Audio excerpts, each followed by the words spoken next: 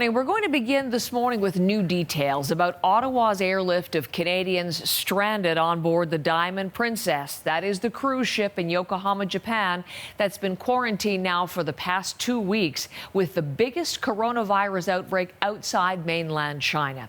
We know the evacuation flight is now set for Thursday of this week. We're also learning the number of Canadians on the ship who've tested positive for the virus has more than doubled. And that today is raising new questions about just who will be eligible for that airlift in a couple of days' time.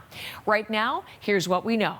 Global Affairs Canada is confirming 32 Canadian passengers have now tested positive for this new COVID-19, up from 15, which was the last figure available. There are 256 Canadians on the Diamond Princess passenger list. Canadian officials have previously said only passengers who are healthy and who are not showing symptoms will be allowed on the evacuation flight. So let's begin with Laura McQuillan here with me in studio, who's learned some new details about what to expect this week. Laura, start us off. We've been in touch with some of those passengers this morning, Heather. Just in the past hour or so, they've been telling us they're still getting updates on what's happening with the flight. So they were hoping to fly out tomorrow. Now it's been pushed back another day. That's because of some flight clearance issues with the plane. They've been told they'll be informed of the exact departure time about 24 hours before they take off. As you mentioned, 256 Canadians on the ship, 32 now testing positive for coronavirus, all of them in hospital or heading there. So that leaves some 220 others. Now, we're hearing from the government that about 100 of them still haven't decided or haven't told the government whether or not they want to come home on that charter flight.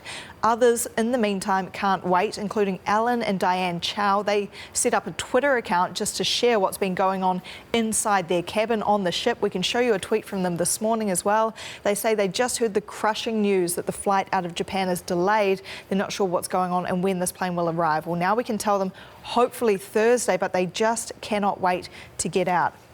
One important detail we're also learning out of the government is because of course Japan has said everyone can get off the ship tomorrow when the quarantine on the boat ends. Well, the government here is saying don't do that. If you want to come home in a hurry, they won't be allowed on the charter plane if they do leave the ship early.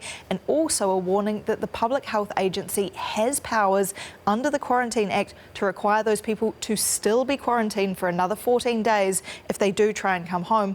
Also warning them they might not be able to get on another flight. They might not get accommodation. Exactly. Or because they've been on the Diamond Princess. So things could get a whole lot harder if they don't take up that charter flight. Okay, so these next 48 hours are going to be rather determinant then. And we know they're going to get, when they do get on that flight, across home to Trenton again, and from Trenton on to quarantine in Cornwall, Ontario.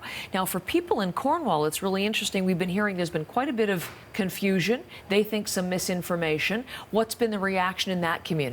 We went out on the streets there yesterday to speak to people. It's a town of about 1,500 people. It's a very small town.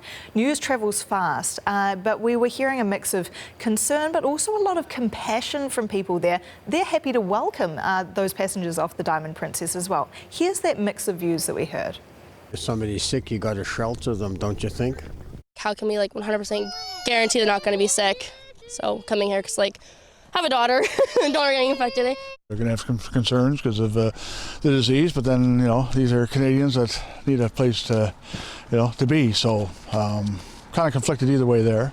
I'm just glad they're going to be home.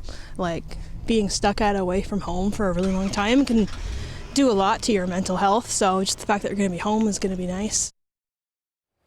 And we heard from public health officials trying to clear things up a little bit yesterday because there had been confusion over whether Canadians who've tested positive but are asymptomatic would be allowed on the plane as Americans were. We heard from the Deputy Chief Public Health Officer, Dr. Howard New, that no one with symptoms or who is confirmed to have coronavirus will be allowed on the plane. So that clears it up for the people in Cornwall. We've also heard that the passengers will have to stay in their rooms, so they will get some outdoor time, kept far away from members of the public. There'll be 24/7 security. And Dr. Paul Roumeliotis, who is the medical officer of health for Eastern Ontario, also wanted to clear up a few of those concerns at a press conference yesterday. Here's a little bit more of those details he gave. I'm reassured that we do have the processes in place to be able to safely quarantine these repatriated Canadians, while at the same time protecting both people visiting NAV Centre, working at a NAV Centre, and obviously I don't think there's a risk for the Cornwall and surrounding area at all. I am more worried, I bet you, at this time about the flu.